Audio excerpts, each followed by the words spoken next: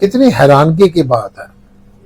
लोग अक्सर कह देते हैं कि कलयुग में मन के द्वारा किए हुए पुण्य कर्मों का फल तो मिलेगा, लेकिन मन के द्वारा किए हुए पाप कर्मों का फल नहीं मिलेगा।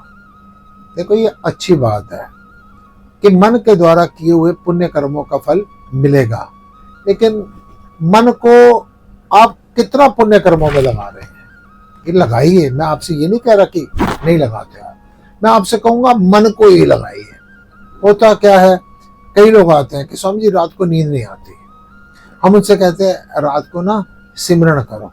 जुबान से तो सिमरण कर रहे हैं और मन जो है पुत्र में, पौत्र में, धन में, संपत्ति में, दुकान में, अपयश में, मौत में कहीं ना कहीं लगा हुआ है, तो नींद कहां से आएगी। सिमरण तो बहुत करते हैं महाराज जी, भजन तो बहुत करते हैं, रात को भी उंगलियों पर माला तो बहुत फेरते हैं, लेकिन नींद नहीं आती क्योंकि मन आपका पीड़ाओं में लगा हुआ है। इसलिए यह कहा गया है कि आप मानसिक रूप से पूजा कीजिए। लोगों के पास बहाने बहुत होते हैं कि हम लेट हो गए थे, आज नियम टूट गया। आप ट्रेन में हैं, आप हवाई जहाज में हैं, आप कार में हैं, आपके पास दिया नहीं है, आपके पास बाती नहीं है, लेकिन आपके पास मन तो है ना। मानसिक रूप से भी पूजा करेंगे, मानसिक रूप से शुभ कर्म करेंगे, बल्कि वो ज्यादा फलीभूत होंगे। आप बैठे तो हैं, भजन में बैठे हैं, कीर्तन में बैठे हैं, जागरण में बैठे हैं, सत्संग में, मन कहीं और है। वो गुरु नानक देव जी की बात याद आ जाती है कि एक मौलवी साहब ने कहा चलो नानक आज नमाज अदा करने चलते हैं। नानक साहब नमाज अदा करने चले गए, और नमाज अदा करने के लिए जब गए तो वहां पर जो भी उनका सिस्टम होता है वहां पर झुके नहीं, और उस मौलवी को क्रोध आया। वो जो भी मुसलमान था उसको गुस्सा आया, उसने कहा बाबा क्या तुमने किया, तुमने नमाज नहीं पढ़ी। जो उसके साथ आया था उसने कहा तूने पढ़ी। कहता तू तो अपने खेतों में पानी दे रहा था। यानी यहाँ पर शरीर की क्रिया तो चल रही है, शरीर तो झुक रहा है, उठ रहा है, लेकिन मन तेरा खेतों में पानी देने के लिए लालायित है। शर्मिंदा हुआ।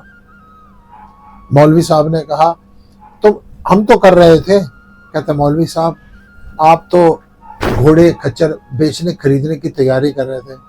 मौलवी साहब ने कहा ये तो सच्ची बात है, मन मेरा वहां लगा हुआ था। तो आप बल्कि दुकान पर बैठे हैं ना, मन आपका परमात्मा में होना चाहिए। आप किसी सभा में बैठे हैं ना, मन आपका शुभ कर्म में लगा होना चाहिए। लेकिन यहां तक तो बात बहुत अच्छी है। अब बात जो दूसरी आती है ना कि मन के द्वारा किए हुए बुरे कर्मों का फल नहीं मिलेगा। इस बात से बड़ा सावधान रहना, बड़ा बच के रहना। ये आपकी दुर्घटना का, आपके अपराध का, आपकी परेशानी का, आपके दुख का कारण बनने वाला है। क्यों? आप मन से कुछ ना कुछ व्यसन की बात सोच रहे हैं, मन से कोई ना कोई किसी लड़की को देख के विकार आ रहे हैं, मन आपका किसी के पैसे को देखकर लोभ आ रहा है, मन आपका किसी बात पर भी अहंकार कर रहा है, दूसरे की परेशानी देखकर आप खुश हो रहे हैं। मन ने अगर पाप किया तो उसका फल नहीं मिलेगा। आपको लगा मन के द्वारा किए हुए पापों का फल नहीं मिलता कलयुग में। माय डियर, इसके बाद होगा क्या? आप इस मन रूपी कार को धीरे धीरे छोड़ देंगे। अभी आप जो धीरे धीरे सोच रहे हैं ना, इसकी स्पीड बढ़ती रहती है, इसकी स्पीड बढ़ती रहती है। पहले आपके मन में कोई वासना आती है, फिर इतनी स्पीड कार की बढ़ जाती है कि 100 से ऊपर जाती है और कार का एक्सीडेंट होता है। ठीक ऐसे ही पहले आपके मन में कोई विकार आते रहे, पहले आपके मन में कोई क्रोध आता रहा, पहले आपके मन में अहंकार आता रहा, और आपके विचारधारा में यह है कि मन के द्वारा किए हुए पापों का फल नहीं मिलता है। तो आपको क्या होगा? आपके मन में जो चल रहा होगा ना, एक लड़का था, किसी हॉस्टल में रहता था, और वो सामने देखता था एक बुढ़िया है, वो लोगों को ब्याज पर पैसे देती है और लोग उससे बड़ा परेशान है। ये मन ही मन कलपता रहता था कि बुढ़िया को थप्पड़ मारो, बुढ़िया को थप्पड़ मार दो। 1 दिन, 2 दिन, 4 दिन, 10 दिन वो इस प्रकार से रोजाना देखता रहता था कि वहां पर लोग आते थे, उस मूल और ब्याज के चक्कर में रोज लड़ाई झगड़े हो रहे हैं। वो देखता था कि लोग बड़े परेशान हैं और बुढ़िया निरंतर धनवान होती जा रही है। उसका मन धीरे धीरे धीरे धीरे बुढ़िया के लिए वैर में पड़ता जा रहा था। उसका मन धीरे धीरे बुढ़िया को पीटने के लिए सोचता रहता था। एक दिन गली में से निकल रहा था और उसी समय बुढ़िया का कोई विवाद हो रहा था। बुढ़िया और वो जो लोग थे वो गली में खड़े हुए विवाद कर रहे थे। अब मन के अंदर पहले से विषाद तो चल रहा है, मन के अंदर पहले से परेशानी तो चल रही है, मन के अंदर पहले से तो वैर चल रहा है, मन के अंदर पहले से उसके लिए मारने की भावना पल रही थी। और एकाएक क्या हुआ, वो मन रूपी गाड़ी ने एकदम एक्सीलेटर दबाया और उसको कब पता नहीं चला, उसने बुढ़िया को एक छापड़ मारा। बुढ़िया के दांत टूट गए, कलेश बढ़ गया, पुलिस केस हो गया, पढ़ते हुए लड़के को छात्रावास से सीधा जेल में जाना पड़ा। अब सोचा जाए, मन के द्वारा किए हुए पाप कलयुग में नहीं लगते। मन के द्वारा पाप करते करते इतने बढ़ गए कि वो इंद्रियों ने नियंत्रण खो दिया और इंद्रियां बेकाबू होकर बाहर हो गई। अपने नियंत्रण से जब बाहर हो गए तो वो अपराध का कारण बन गया। अतः मैं आपसे कहूंगा, इन चक्करों में मत पड़िए। सिर्फ इतना है कि आपने संकल्प किया हुआ है, मैं भगवान से कुछ नहीं मांगूंगा, लेकिन अनायास ही, क्योंकि मन भिखारी है, जन्म जन्मांतरों से मांग रहा है, ये फिर परमात्मा से कहता है, हे परमात्मा मेरा ये काम कर देना।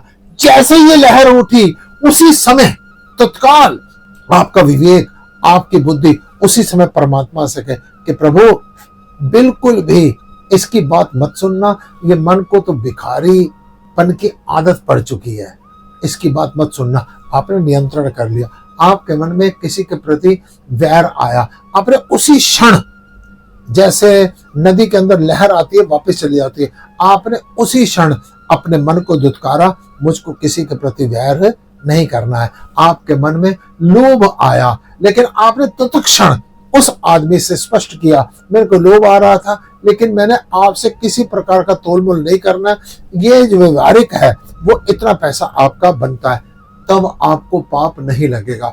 अगर आप ये विचार करके कि मन के द्वारा किए हुए पाप कलयुग में नहीं लगते, तो आप किसी ऐसे गर्त में गिर जाएंगे, आप पतन के शिकार हो जाएंगे, आपसे बहुत बड़ा अपराध जाने अनजाने में हो जाएगा। आप ये बिल्कुल विचार मत कीजिए कि कलयुग में मन के द्वारा किए हुए पापों का फल नहीं मिलता। मन को नियंत्रण में रखिए, मन के पापों का फल भी आपको भोगना पड़ेगा और मन के द्वारा किए हुए पुण्यों का फल भी आपको प्राप्त होगा। अतः मन पर नियंत्रण रखिए, मन को कभी भी खुले सांड की तरह इसको छोड़िए मत, ये दुर्घटना का कारण बन जाएगा। ओम नमो नारायण।